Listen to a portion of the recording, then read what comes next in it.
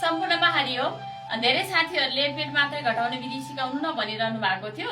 पेट घटाउने पनि अनि पेटलाई स्वस्थ बनाउने, प्यानक्रियाजलाई स्वस्थ बनाउने, सुगरलाई पनि फाइदा पुर्याउँछ। अत्यन्तै लाभदायक कपालभाति प्राणायामको विधि सिक्छौं आज हामी। हातलाई अपान मुद्रामा राख्छौं। माझी अम्ला, साइली अम्ला अनि बुढी अम्लाको टिप टुप्पालाई जोड्ने। छोरी अम्ला र कान्छी अम्लालाई सिधा आरामसे घुँडामाथि हात राख्छौं अनि यो अपान मुद्रा भयो। अश्विनी क्रिया मलद्वार मूत्रद्वारलाई खिच्दै जोड-जोडले श्वासको झट्का पेटमा हान्छौं। यसरी विधि गर्दाखेरि, यसरी कपालभाति गर्दा अति नै लाभ मिल्छ।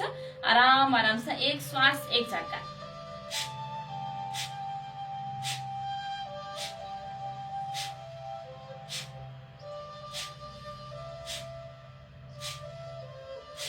यसरी कपालभाति गर्दाखेरि चाहिँ कुमलाई पनि चलाउँदैनौं।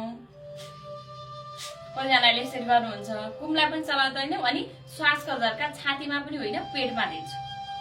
पेट मात्रै घटाउनको लागि चाहिँ यो अत्यन्तै लाभदायक विधि छ। पेटको लागि फाइदा पनि पुग्छ, पाचन प्रणाली राम्रो हुन्छ, पेट स्वस्थ हुन्छ, पेट स्लिम पनि बनाउँछ र पेट सफा भएपछि अनुहारमा कान्ति पनि आउँछ। त्यसै पनि रोग लाग्ने पहिलो मुख्य क्षेत्र पेट हो।